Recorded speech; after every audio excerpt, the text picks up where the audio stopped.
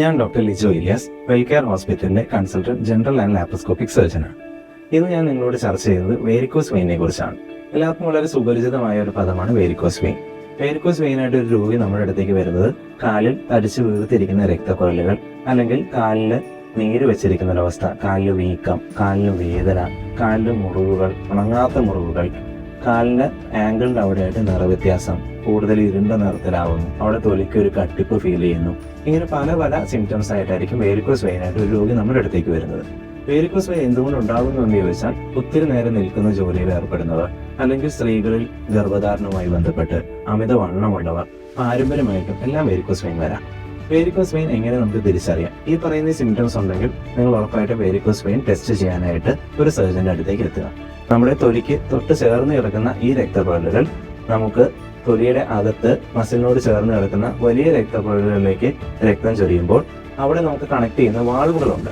ഈ വാൾവുകൾക്ക് എന്തെങ്കിലും മാറ്റം സംഭവിച്ചിട്ടുണ്ടോ? ഇതാണ് വേരിക്കോസ് വെയിനിന്റെ പ്രധാന കാരണം.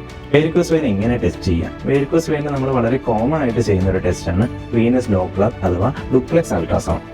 ഇനി അത്തരത്തിൽ ഈ വാൾവുകൾക്ക് മാറ്റം സംഭവിച്ച് തടിച്ചു വീർത്തിരിക്കുന്ന രക്തക്കുഴലുകൾ വേരിക്കോസ് വെയിനായി രൂപാന്തരം പ്രാപിച്ചിട്ടുണ്ടെങ്കിൽ ഇതിനെ എങ്ങനെ നമുക്ക് ട്രീറ്റ് ചെയ്യാം?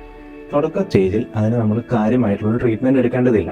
റെസ്റ്റ് എടുക്കുക, ഒത്തിരി നേരം നിൽക്കുന്ന ജോലിയാണെങ്കിൽ ഇടയിൽ റെസ്റ്റ് എടുക്കുക, കാല് പൊക്കി വെച്ച് കിടക്കുക, കാലിന്റെ നീര് കുറയാനായിട്ട്. അതുപോലെ തന്നെ കംപ്രഷൻ സ്റ്റോക്കിംഗ്, സോക്സ് പോലെ ധരിക്കുന്ന ഒരു സ്റ്റോക്കിങ്സ് ഉപയോഗിക്കുക. ഇതും കഴിഞ്ഞിട്ടുള്ള സ്റ്റേജുകളിലേക്ക് പോവുകയാണെങ്കിൽ നമുക്ക് അതിന് പ്രോപ്പർ ട്രീറ്റ്മെന്റ് എടുക്കണം. പ്രോപ്പർ ട്രീറ്റ്മെന്റ് ഇപ്പോൾ വളരെ കോമൺ ആയിട്ട് ചെയ്യുന്ന ട്രീറ്റ്മെന്റ് ഇത് ലേസർ അബ്ലേഷൻ, അതായത് ലേസർ രശ്മികൾ ഉപയോഗിച്ചിട്ട് ഈ രക്തക്കുഴലുകളെ നശിപ്പിച്ച് കളയുക. അതല്ലെങ്കിൽ റേഡിയോ ഫ്രീക്വൻസി അബ്ലേഷൻ, ലേസർ പോലെ തന്നെയുള്ള റേഡിയോ ഫ്രീക്വൻസി ഉപകരണം വെച്ചുകൊണ്ട് ഈ രക്തക്കുഴലുകളെ നശിപ്പിച്ച് കളയുക. താഴെയുള്ള ചെറിയ രക്തക്കുഴലുകളാണെങ്കിൽ നമ്മൾ സ്ക്ലീറോതെറാപ്പി ചെയ്യും. അതായത് ഒരു കെമിക്കൽ സബ്സ്റ്റൻസ് ഉപയോഗിച്ചിട്ട് ഈ രക്തക്കുഴലിന്റെ ഉള്ളിലേക്ക് നമ്മൾ കടത്തിവിട്ട് ആ രക്തക്കുഴലിനെ നശിപ്പിച്ച് കളയുന്നു. വളരെ അഡ്വാൻസ്ഡ് ആയിട്ട് വന്നിട്ടുള്ള ട്രീറ്റ്മെന്റ് ആണ് നമുക്ക് വെനാസിൽ, അഥവാ നമുക്ക് ബ്ലൂ തെറാപ്പി എന്ന് പറയുന്നത്. ഇത്രയുമാണ് വേരിക്കോസ് വെയിന്റെ ട്രീറ്റ്മെന്റുകൾ.